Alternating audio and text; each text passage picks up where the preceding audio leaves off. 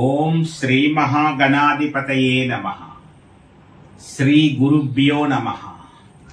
శ్రీరామచంద్ర పరబ్రహ్మణే నమః. మాతృదేవో భవ, పితృదేవో భవ, ఆచార్య దేవో భవ.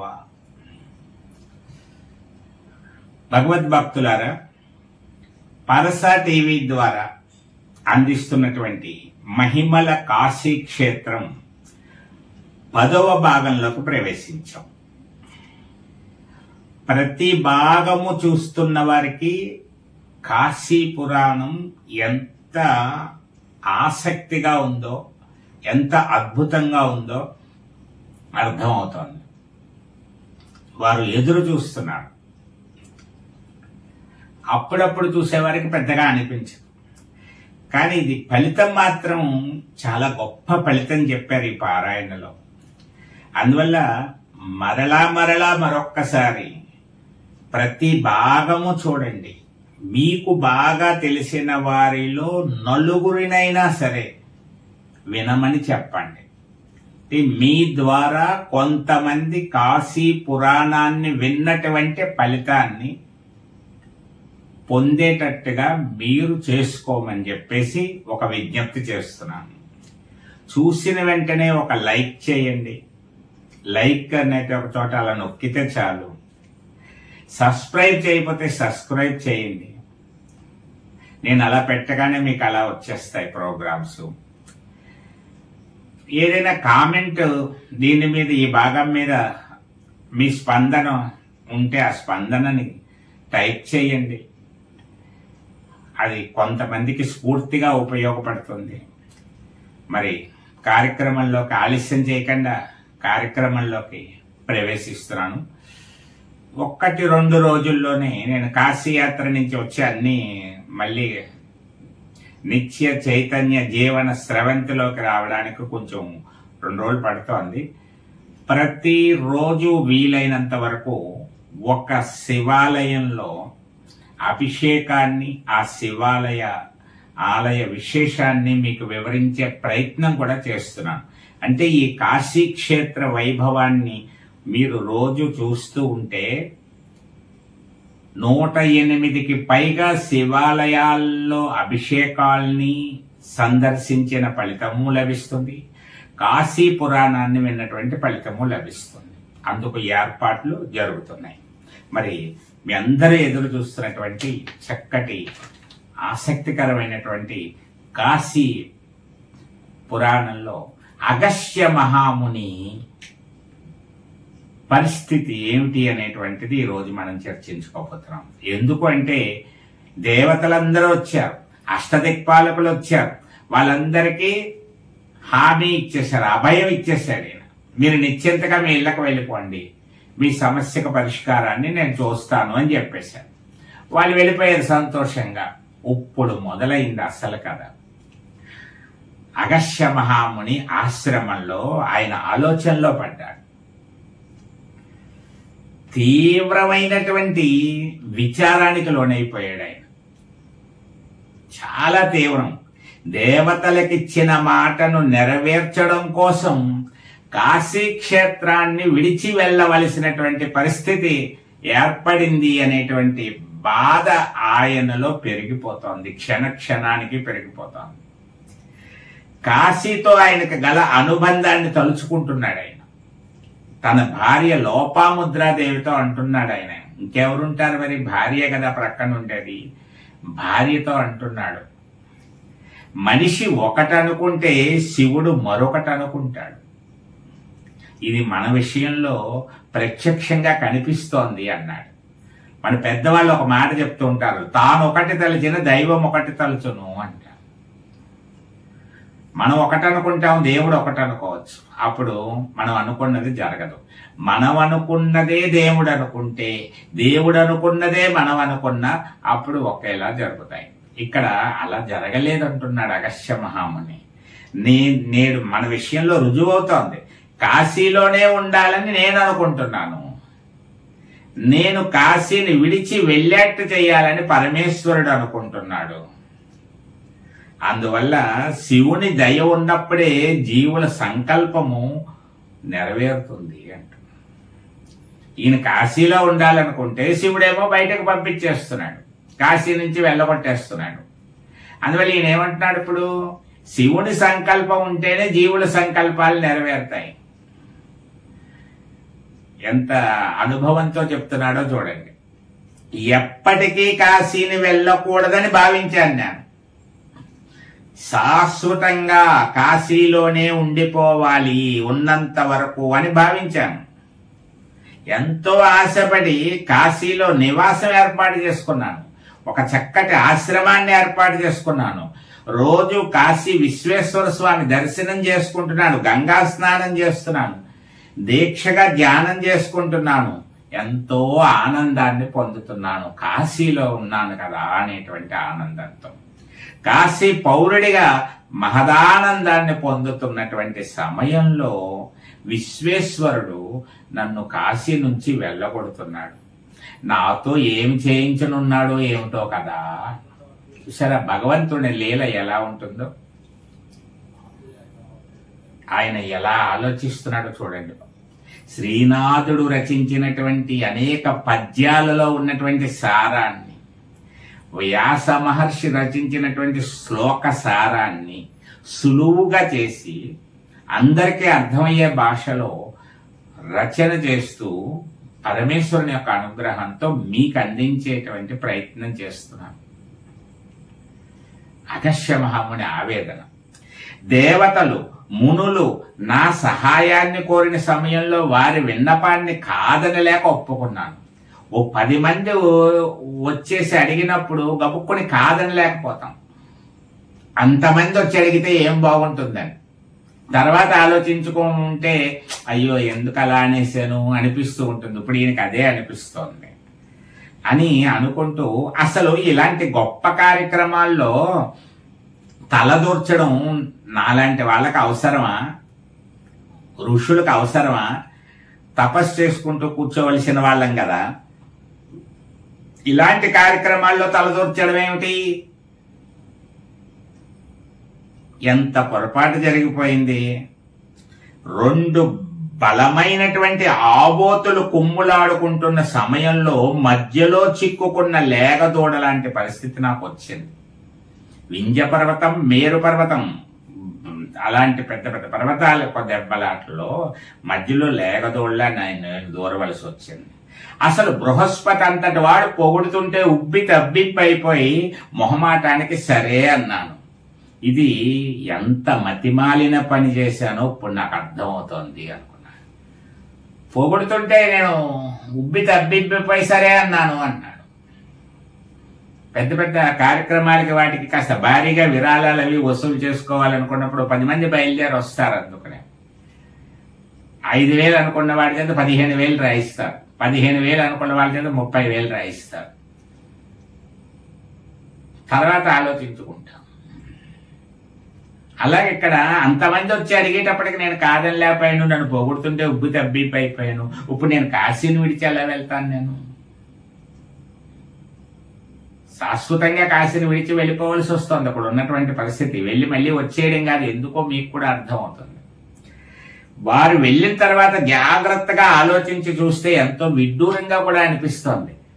వాళ్ళు వెళ్ళిపోయిన తర్వాత అసలు జాగ్రత్తగా ఆలోచించి చూస్తే అసలు విడ్డూరంగా అనిపిస్తోంది. ఎందుకంటే వచ్చిన వాళ్ళలో ఎవరున్నారు? ఇంద్రుడు ఉన్నాడు.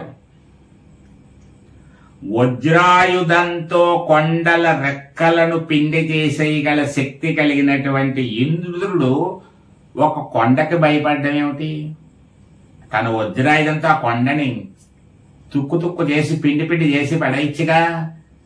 అటువంటి ఇంద్రుడే ఏమీ చేయలేనటువంటి పరిస్థితిలో ఉన్నదాన్ని నేనేం చేస్తాను? పోనీ ఇంద్రుడేమీ చేయలేకపోదామని అనుకుందాం.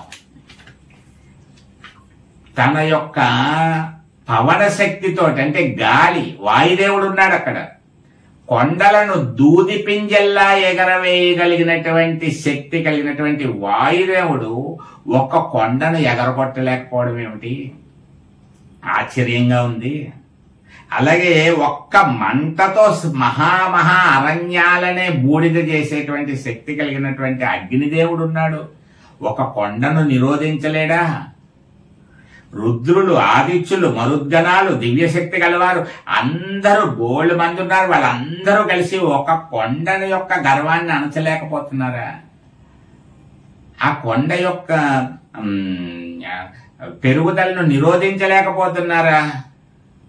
వాళ్ళలో ఎలాంటి వాళ్ళు ఉన్నారో చెప్తున్నాడు ఆయన. ఎలాంటి వాళ్ళు ఉన్నారట? వాళ్ళలో కొందరు 3 లోకాలు కలిపేసి ఒక ముద్ద చేసేసి, ఒక ముద్ద కింద చేసేసి, ఆ ముద్దని మింగేసి మళ్ళీ బయటకి తెప్పించి ముద్దలాగా ఉమ్మగలిగినటువంటి శక్తి కలిగినటువంటి సంపన్నులు ఉన్నారు. శక్తి సామర్థ్యాలు కలిగిన వాళ్ళు ఉన్నారు. వీళ్ళందరూ వింధ్య పర్వత గర్వాన్ని అణచలేక చిన్నవాడిని, తపస్సు చేసుకుంటున్నటువంటి వాడిని నా వద్దకు వచ్చి మొరపెట్టుకోవడం ఏమిటి? బ్రహ్మదేవుడు నా దగ్గరికి వాళ్ళని పంపడం ఏమిటి? వేరే ఎవరినో చూపించకుండా నా దగ్గరికి వెళ్ళమని చెప్పడం ఏమిటి? ఒక విధంగా ఆలోచిస్తే బ్రహ్మదేవుడు నాపై కరుణ చూపి నాకేదో కీర్తిని కట్టపెట్టాలని చెప్పేసి ఏదైనా ఆలోచన చేసి నా వద్దకు పంపాడా ఏంటి అని అనుకోవాలి. ఇంకంతే. ఈ పని నా చేత చేయించి నాకేదో శాశ్వతమైనటువంటి కీర్తిని కట్టబెట్టాలని అనుకున్నాడేమో. ఆయన ఈ పని చేసి ఉంటాడేమో బ్రహ్మగారు. కానీ బాగానే ఉంది. ఇలా జరిగింది. కానీ నేను కాశీని విడిచి వెళ్ళవలసి వస్తుంది. కొన్ని సందర్భాల్లో ఎలా ఉంటుంది? మధుకైటబులు అనేటువంటి రాక్షసులు గర్వంతో విష్ణువు మాట వినకపోవడం వల్లే కదా చేతిలో హతులయ్యారు. అలాగే మొహమాట పడినందుకే కదా గరుత్మంతుడు విష్ణువుకి వాహనమై తిరగవలసి వస్తోంది. వామనుడికి స్వాగతం పలికిన కారణంగానే కదా బలిచక్రవర్తి పాతాళానికి పోవలసి వచ్చింది. ఆలోచించి చూస్తే ఉపకారం చేయడానికి సిద్ధమైతే మేలు జరగవచ్చు, లేదా కీడు జరగవచ్చు. ఉపకారం చేయడానికి సిద్ధమైతే ఒక్కోసారి మేలైనా జరగచ్చు, కీడైనా జరగవచ్చు.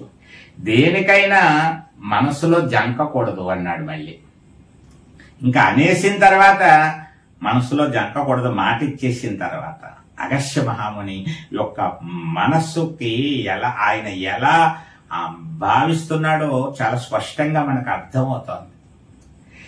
ఎవరికైనా వారు చేసిన ధర్మమే ఎప్పటికీ చెడిపోని పదార్థమై వారిని కాపాడుతుంది అన్నాడు. మళ్ళీ భార్యతో చెప్తున్నాడు, ఎవ్వరికైనా సరే ఎప్పటికైనా సరే వారు చేసిన ధర్మమే చెడిపోని పదార్థంగా కాపాడుతుంది. ఇంకా పాడవడం అంటూ ఉండదు. ఆ ధర్మాన్ని ఆచరించినట్లయితే ధర్మో రక్షిత అన్నది. అందుకనే ధర్మానికి నిలబడిన వాళ్ళకి ఆ ధర్మమే రక్షిస్తుంది. మాట ఇచ్చిన తర్వాత వెను తిరగకూడదు. చివరికి చరిత్రలో కీర్తి ఒక్కటే మిగులుతుంది. అది కూడా చెప్పాడు. చివరికి చరిత్రలో కీర్తి ఒక్కటే మిగులుతుంది. ఏ వ్యక్తికైనా సరే చరిత్రలో మిగిలేది ఏమిటంటే కీర్తి. అందుకే మరణించిన వాళ్ళని ఏమంటారు? కీర్తి శేషులు. శేషం అంటే మిగిలిందని అర్థం. ఏం మిగుల్చుకుని వెళ్తాడు మనిషి? కీర్తిని మిగిల్చుకుని వెళ్తాడు. ఒక వ్యక్తి గురించి మరణం తర్వాత మనస్ఫూర్తిగా చాలా మంది గొప్పగా చెప్పుకుంటారు. ఆయన అలా చేసేవారు, ఇలా చేసేవారు, అలాంటి వాడు, ఇలాంటి వాడు. అదే కీర్తి. కొంతమంది మరణిస్తే పీడ వదిలిందనుకుంటా సంతోషిస్తారు. అందువల్ల మనిషికి కీర్తే మిగులుతుంది. సమాజంలో వదిలి వెళ్ళవలసినది ఏమిటయ్యా అంటే ఫ్లెక్సీలు అవి కాదు. మరణం తర్వాత ఏ విధమైన ఫ్లెక్సీలు కూడా పెట్టుకోకూడదు. ఇంకా మనిషి యొక్క ఆనవాళ్ళు అక్కర్లేదు. అతని కీర్తి మాత్రమే జనంలో మిగలాలి తప్ప ఎక్కడెక్కడ 100 ఫ్లెక్సీలు పెట్టేసి ప్రతి చోట పెట్టేసేయవలసినటువంటి విధానమే సరైనటువంటి విధానం కాదు. మనిషి మరణము ఇంకా దేహం కనపడకూడదు, ఇంకా ఆ రూపము కనపడకూడదు. ఇంకా అతని యొక్క కీర్తి మాత్రమే కనపడాలి. ఇది అగస్త్యుడు చెప్తున్నాడు. కీర్తి మాత్రమే శాశ్వతమైనది, దానిని పోగొట్టుకోకూడదు. కాబట్టి నేను మాటిచ్చాను, తప్పదు అని దేవి భార్యతో చెప్తున్నాడు. దేవి, మనం ప్రతిరోజు వినే పురాణముల ద్వారా కాశీలో ఎప్పుడు ఏదో విఘ్నాలు కలుగుతుంటాయని తెలుసుకున్నాం కదా, ఆ పలుకులు యథార్థమని నేడు మన విషయంలో రుజువైంది సుమా. కాశీలో ఒక మాట చెప్తారు, కాశీలో ఉండిపోదామని వచ్చినటువంటి వారికి కాశీలో ఏవో సమస్యలు వస్తూ ఉంటాయట. నీళ్లు పడలేదనో, కాలు నొప్పులను, ఒళ్ళు నొప్పులను చూసేసాం కదా, గంగా స్నానం అయిపోయింది కదా, ఇంకా ఉండలేకపోతున్నాం, గాలి లేదనో, రూమ్ దూరంగా ఉందనో, గుడికి దగ్గరగా లేదనో, రకరకాల కారణాలు కలపడి ఇంకా వెళ్ళిపోదాం అనిపిస్తూ ఉంటుంది. అలాగే ఏవో విఘ్నాలు కలుగుతూ ఉంటాయని పురాణాల్లో చదివాము, అది మన విషయంలో రుజువైంది. మనం కాశీలో ప్రశాంతంగా జీవిస్తున్న సమయంలో ఇప్పుడు ఈ మహావిఘ్నం వచ్చి పడింది. మనము కాశీ విడిచి వెళ్ళవలసి వస్తుందని ఎన్నడూ ఊహించలేదు సుమా. మనం కాశీలోనే ఉండిపోతున్నాం అనేటువంటి ఆనందంతోనే ఉన్నాను నేను ఇంతవరకు. ఇప్పుడు కాశీనే విడిచి వెళ్ళవలసి వస్తోంది సుమా. కాశీ విశ్వేశ్వరునికే నా పట్ల విముఖత ఏర్పడింది కాబోలు. ఆయనే పంపించేస్తున్నాడు. విముఖత ఏర్పడితే ఏం చేస్తాం, ఇంకా సుముఖంగా లేనప్పుడు ఏం చేస్తాం, అక్కడ చుట్టూ తిరిగి ఏమిటి ఉపయోగం. ఎక్కడైతే నీ పట్ల సుముఖత లేదో అక్కడ నువ్వు ఉండడం అనవసరం అంటుంది శాస్త్రం. అందువల్ల నన్ను కాశీ నుంచి వెళ్ళగొడుతున్నాడు శివుడు. లేకపోతే సకల జీవులకి ముక్తిని ప్రసాదించే కైవల్య కళ్యాణ జన్మభూమిని కాశీని విడిచిపెట్టి వెళ్ళవలసిన దుర్గతి నాకెందుకు వస్తుంది? శివుడికి ఇష్టం లేదు కాబట్టి, శివుడు సుముఖంగా లేడు కాబట్టి, పరమ పావనమైనటువంటి కైవల్య కళ్యాణ జన్మభూమి కాశీని విడిచి నేను వెళ్ళవలసి వస్తోంది. ఎలాంటి పరిస్థితి దాపరించింది? భోగ మోక్షాలకు కారణమైన కాశీని విడిచి వెళ్ళడం అంటే అరచేతిలో ఉన్న రుచికరమైన అన్నపు ముద్దను దూరంగా విసిరికొట్టి మోచేతిని నాకినట్టు అవుతుంది అన్నాడు. అరచేతిలో మంచి రుచికరమైనటువంటి ముద్ద పెట్టారు, అన్నం ముద్ద, మంచి ఇష్టమైన కూరో ఇంకోటో ముద్ద చేసి పెట్టారు. తక్కువని ఏం చేయాలి, అందరూ వెంటనే నోట్లో వేసుకుంటారు ఎవరైనా. కానీ దాన్ని విసిరికొట్టి మోచేతిని నాక్కున్నట్టు ఒకడు. ఇది ఎంత అజ్ఞానం అవుతుంది. అలా కాశీని విడిచి వెళ్ళిపోవడం అంటే అలాంటి పరిస్థితి అవుతుంది. కాశీ క్షేత్ర వైభవములన్నీ తెలిసిన తర్వాత ఆ కాశీని విడిచి వేరొక చోటకి ఎలా పోగలను? అసలు కాశీ ఎంత గొప్పదో తెలిసిపోయింది. కాశీని మించినటువంటి చోటు లేదని అర్థమైపోయింది. అక్కడ ఉండడానికి అన్ని ఏర్పాట్లు చేసేసుకున్నాం, ఆశ్రమాలు కట్టేసుకున్నాం, చక్కగా అన్ని వసతులు సమకూర్చుకున్నాం. ఇప్పుడు కాశీని వెళ్ళాలనిపిస్తే అసలు వెళ్తావా ఎవరైనా? ఇంకేది ఇంత గొప్పది కాదని తెలిసిపోయినప్పుడు ఎలా వెళ్తాడు? అదే చెప్తున్నాడు ఆయన. ఇలాంటి చోట మరి ఎక్కడా లేదని తెలిసినప్పుడు కాశీని విడిచి ఎలా వెళ్ళను అసలు? 5 క్రోసుల పరిధిలో ఉన్న కాశీ క్షేత్రంలో ప్రతి అంగుళము మోక్షలక్ష్మికి ఆటపట్టు. 5 క్రోసుల దూరంలో ఉంటుంది కాశీ. ప్రతి అంగుళము చాలా పవిత్రమైనటువంటిది, మోక్షాన్ని ప్రసాదించేటువంటిది. అందువల్ల ఇంత గొప్పదని తెలిసిన తర్వాత కాశీని విడిచిపోయేటువంటి వారు అత్యంత దురదృష్టవంతులు, అభాగ్యులుగా మిగిలిపోతారు కదా. ఇప్పుడు నేను దురదృష్టవంతుల జాబితాలో చేరిపోతున్నాను కదా, అభాగ్యవంతుని అయిపోతున్నాను కదా అంటూ ఒకే స్థలములో చాలా కాలం నివసించినటువంటి వారు ఆ ప్రదేశాన్ని విడిచి వెళ్ళవలసి వచ్చినప్పుడు ఆ స్థలముతో వారికి గల అనుబంధం మిక్కిలి బాధకు గురి చేస్తుంది. ఎవరికైనా ఒక స్థలముతో అనుబంధం పెరిగిపోతుంది. నేను పుట్టినప్పటి నుంచి మా ఊర్లోనే ఉన్నానండి అంటారు ఒక ఆయన. ఇప్పుడు నేను అలాగే ఉన్నాను. ఎన్నో అవకాశాలు పోగొట్టుకున్నాను ఈ ఊరిలో ఈ విడిచి వెళ్ళలేక.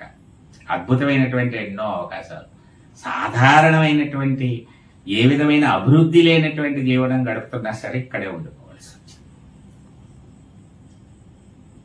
బయటకు వెళ్తే ఎన్నో అవకాశాలు. అలా కొంతమందికి ఏమవుతుంది, పరిస్థితులు అక్కడ వాతావరణానికి వాళ్ళు ఒక రకమైన అనుబంధాన్ని పెంచేసుకుని ఇంకా విడిచి నేను ఇంకో చోట ఉండలేననే పరిస్థితి వస్తుంది. ఇప్పుడు అగస్త్యుడు అదే చెప్తున్నాడు. అక్కడ మిక్కిలి బాధ గురి చేస్తుంది. తీగలు వృక్షములకు అల్లుకుపోయినట్లుగా మన జీవితాలు పరిసరాలకు అల్లుకుపోయి ఉంటుంది. నేను ముందు చూపు లేకుండా బృహస్పతి అంతటి వాడికి మాటిచ్చాను. ఇప్పుడు నాకు ఈ పరిసరాలు, ఈ పరిస్థితి అంతా, ఈ వాతావరణం అంతా అల్లుకుపోయాను. నేను వీటితో అనుబంధం పెంచేసుకున్నాను. ఇలాంటి వాతావరణం నాకు ఇంకెక్కడా దొరకదు. కానీ బృహస్పతికి తొందరపడి మాటిచ్చేశాను, ముందు చూపు లేకుండా మాటిచ్చేశాను. ఇప్పుడు నేను బయలుదేరి వెళ్ళకపోతే మాట తప్పిన వాడిని అవుతాను. ఇక్కడే ఉండిపోతే మోసం చేసినట్లు అవుతుంది, అసత్యం అన్నట్లు అవుతుంది. నన్ను వెంటాడుతున్న ఓ దురదృష్టమా, ఇటువంటి పరిస్థితిని కల్పించి నన్ను ఎందుకు చిక్కులు పాలు చేస్తున్నావు అని అనుకున్నాడు. పాపం ఆయన ఎంత బాధపడుతున్నాడో చూడండి. ఎంత ప్రయత్నించినా కాశీని విడిచి వెళ్ళాలనేటువంటి మనస్సు రావటం లేదు, వెళ్ళలేకపోతున్నాను, అడుగు ముందుకు పడట్లేదు. అయ్యయ్యో, ఎంతటి విపత్కర పరిస్థితి దాపరించింది నాకు అనుకుంటూ పరమ పావనమైనటువంటి గంగా నదిని విడిచి దూరంగా వెళ్ళిపోనా? దుంటి గణపతి సన్నిధిని ఎట్లు విడవగలను? ఎవరి మాట ఎలా ఉన్నా మధ్యాహ్నం అయ్యేసరికి బిడ్డల ఆకలిని తీర్చడానికి అమ్మ విశాలాక్షిదేవి వడ్డించే అమృతాన్ని, ఆ భిక్షమును మానుకుని నేను ఎక్కడెక్కడో ఏ ఆహారం తినగలను? అన్నపూర్ణాదేవి స్వయంగా వడ్డించి పెడుతున్నటువంటి ఆ కాశీలో ఆ భిక్షను స్వీకరించకుండా నేను ఎక్కడెక్కడ ఏం స్వీకరించగలను? దేవతలందరూ కట్టకట్టుకుని నా ఇంటికి వచ్చి చేసినంత పని చేయగా నేను మాటిచ్చేశాను. పరువు ప్రతిష్టలతో బ్రతికే నేను వెళ్ళకుండా ఎలా ఉండగలను? అదే సమయంలో కాశీ విశ్వేశ్వరుని యొక్క సన్నిధికి దూరమై జీవితాన్ని ఎలా గడపగలను అనుకుంటూ ఆయన బాధతో అనుకుంటున్నాడు. ఆయన బాధనంతా చదివిన తర్వాత ఒక 6-7 లైన్లు అందరికీ అర్థమయ్యేటట్టు వ్రాయాలని నాకు కూడా అనిపిస్తూ ఇది ఇక్కడ ఎలా రాశానంటే, ఎట్లు సాధ్యమగును ఒక కవిత రూపంలో రాయడం జరిగింది. నాపై విశ్వేశ్వరునికి విముఖత ఏల కలిగెను, విశ్వనాథుని సన్నిధిని విడుచుట సాధ్యమగునే, విశ్వనాథుని సన్నిధిని విడుచుట సాధ్యమవునే. అయ్యో, ముక్తి క్షేత్రమునకు దూరమగుట కడు భారము కదా. ముక్తి క్షేత్రానికి దూరం అయిపోతున్నాను, ఎంత భారమో కదా. నిత్య గంగా స్నానము దొరుకుట దుర్లభము కదా. రోజు గంగా స్నానం దొరుకుతుందా? ఇంకా అమ్మ విశాలాక్షిదేవి దయకు దూరమగుట బహు దుఃఖము కదా. మాట నిలుపుకొనుటకు మహాక్షేత్రమునే విడుచుట విధి విలాపమే. ఒక్క మాట నిలుపుకోవడం కోసం మహాక్షేత్రాన్ని విడిచిపెట్టి వెళ్ళిపోతున్నాను. పరమేశ్వరుని ఆజ్ఞగా భావించి బయలుదేరక తప్పదు కదా అంటూ ఒకసారి కాశీని అలా చూశాడు ఆయన. కాశీక్షేత్రం ఎంతో వైభవంగా కనపడుతుంది. ఓ కాశీక్షేత్రమా, నీపై నాకు గల మక్కువ, అభిమానం, మచ్చిక, గౌరవము, ప్రేమాతిశయం గురించి పెద్దగా చెప్పేటువంటి శక్తి నాకు లేదు. నువ్వంటే ఎంత ఇష్టమో, నువ్వంటే ఎంత అభిమానమో, ఎంత గౌరవమో చెప్పే శక్తి నాకు లేదు. నిన్ను విడిచిపెట్టి వెళ్లే రోజు వస్తుందని నేను ఎన్నడూ అనుకోలేదు. ఒక రోజు ఇలాంటి రోజు వస్తుందని ఎప్పుడూ అనుకోలేదు. భూమండలానికి తిలకమైనటువంటి నిన్ను విడిచి ఇంకొక చోటికి ఎలా వెళ్ళగలను? కాశీక్షేత్రం భూమండలం మొత్తానికి తిలకం లాంటిది. అని నిన్ను విడిచి ఎలా వెళ్ళగలను? సకల లోకాల్లోనూ అవిముక్త లింగానికి సమానమైన లింగాలు ఎక్కడా లేవు. ఈ కాశీలో ఉన్నటువంటి శివలింగాలకు మించినటువంటి శివలింగాలు ఇంకెక్కడా లేవు. ముల్లోకాల్లో నీతో సాటి రాగల పుణ్య తీర్థము లేదు, పుణ్యక్షేత్రము లేదు. ఓ మంగళమూర్తి అని కాశీని చూస్తూ, ఓ మంగళమూర్తి, మంగళప్రదాయిని, విశ్వేశ్వర ప్రేమరూపిణి, పుణ్యకాశీ, ఇక్కడ ఉన్న వేదాంగాలు, గంగా నది, వృషభధ్వజుడైన శివుడు, దుండి గణపతి సాక్షిగా చెబుతున్నాను అని కాశీని చూస్తూ సాక్షిగా చెబుతున్నాను. ఈ బ్రహ్మాండంలో నీకు సాటి రాగల పట్టణము మరెక్కడా లేనే లేదు. నీకు సాటి రాగల తీర్థము ఎక్కడా లేదు. నిన్ను బోలిన నగరములు లేవు, నిన్ను బోలిన తీర్థ రాజములు లేవు. ఓ పరమ శుభస్వరూపరాల గంగానది, సముద్రుని ఇల్లాలా, ఓ తల్లి, పోయి వస్తానమ్మా, వెళ్తున్నానమ్మా అంటూ ఆ కాశీ నగరాన్ని, ఆ గంగా నదిని చూసి అనుకుంటూ, ఓ దేవతలారా అన్నాడు మళ్ళీ ఇప్పుడు. ఓ లోలార్క కేశవులారా, ఓ ఆదికేశవ స్వామి, వనజ సంభవ, వస్తానయ్యా, వెళ్ళొస్తానయ్యా, మిమ్మల్ని విడిచి వెళ్ళలేక భారంగా వెళ్తున్నానయ్యా అంటూ అక్కడున్న వాళ్ళ ఆశ్రమాలు, మఠాలు అన్ని చూస్తున్నాడు ఆయన. మఠాలు అన్ని చూస్తూ ఓ కాశీక్షేత్ర నివాసులారా, కాశీక్షేత్రంలో ఉన్న వాళ్ళందరినీ చూస్తున్నాడు. ఓ కాశీక్షేత్ర నివాసులారా, అదృష్టవంతులారా, భాగ్య సంపన్నులారా అని ఆ మందిరాలు చూస్తున్న ఆశ్రమాల, మందిరముల, ఉద్యానవాటికలారా, మఠములారా, మీ కాశీపురమును విడిచి నేను వెళ్ళవలసి వస్తుంది. మీరైనా నాతో రావచ్చుగా. ఒక్కోసారి విడిచి వెళ్ళిపోయేటప్పుడు మనకు తెలిసిన వాళ్ళు ఇద్దరో ముగ్గురో వాళ్ళు కూడా వస్తున్నారనుకో, పర్లేదు మీరైనా వస్తున్నారు, కాస్త కాలక్షేపం అవుతుంది, నేను ఒక్కడినైతే ఎలా వెళ్ళనంటాం. అలాగే ఏమవుతోంది, ఒక 10 మంది కలిసి వేరే చోటుకి వెళ్ళిపోతే అది వేరుగా ఉంటుంది. కానీ ఇప్పుడు ఒక్కడే వెళ్తున్నా కాబట్టి మీరైనా నాతో వస్తే కాస్త నాకు తోడుగా ఉన్నట్టు ఉంటుంది అన్నట్టుగా మీరైనా నాతో రావచ్చుగా అని అవును, అయినా మీరెలా ఈ కాశీని విడిచిపెట్టి వస్తారు అని అగస్త్యమహాముని భారమైన హృదయంతో కదలలేక కదులుతూ, నెమ్మదిగా కదులుతూ, అడుగులు వేసుకుంటూ, వేడి నిట్టూర్పులు విడుస్తూ, కన్నీరు కారిపోతోంది ఆయన. చాలా బాధాతప్త హృదయుడైపోయాడు ఆయన. ఒక మర్రి చెట్టు నీడలో చతికిల పడ్డాడు ఆయన. ఒక మర్రి చెట్టు కింద అలా కూర్చొని కాశీని చూస్తూ ఇంత బాధపడుతూ అలా ఉంటే అప్పుడు ఆ భార్య ఏం చేసిందంటే, లోపాముద్రాదేవి అగస్త్య మహాముని కాస్త ఆవేదన అర్థం చేసుకుంటూ ఆ చీర కొంగుతోటి ఇలా విసురుతూ కాస్త విశ్రాంతినిస్తూ ఆవిడ మాట్లాడుతోంది. మరి ఆవిడ ఏం మాట్లాడింది, అవన్నీ విషయాలు రేపటి భాగంలో 11వ భాగంలో చెప్పుకుంటాం. ఈ భాగం విన్నటువంటి వాళ్ళు మిగతా భాగాలు వినండి అని చెప్పక్కర్లేదు. వీళ్ళే 4-5 చెప్పేస్తారు, 10 మందికి చెప్తారు ఒక్కొక్కళ్ళు. కాశీ పురాణం వినండి, ఒక్కసారైనా జీవితంలో వినాలట. చూసారా ఎంత ఆర్ద్రతగా ఉందో అగస్త్య మహాముని యొక్క ఆవేదన. మీకు ముందే చెప్పాను, నేరుగా కాశీలోకి వెళ్ళట్లేదు, ఇంకా విశ్వనాథుడి వైభవం అది ఇంకా ఏమీ లేదు. 2 పర్వతాల మధ్య గొడవ, ఆ గొడవ పరిష్కరించడానికి కాశీలో ఉన్న అగస్త్య మహామునిని నియమిస్తున్నారు. ఆయన కాశీ నుంచి బయటకు వెళ్తున్నాడు, వింధ్య పర్వతం దగ్గరకు వెళ్తున్నాడు. ఆ తర్వాత ఆయనతో ఉంది కథ అంతా కూడా చాలా బాగుంటుంది. ప్రతి భాగము చూడాలి. కొత్తగా ఈ భాగం చూస్తున్నారు, పాత భాగాలకు కూడా వెళ్ళండి, వరుసగా చూడండి, కాశీ పురాణాన్ని విన్న ఫలితాన్ని పొందండి అని మనవి చేస్తూ మరి రేపటి భాగంలో మళ్ళీ మనందరం కలుసుకుందాం. సర్వే జనా సుఖినో భవంతు, సర్వదేవతానుకూల సిద్ధిరస్తు, లోకా సమస్త సుఖినో భవంతు.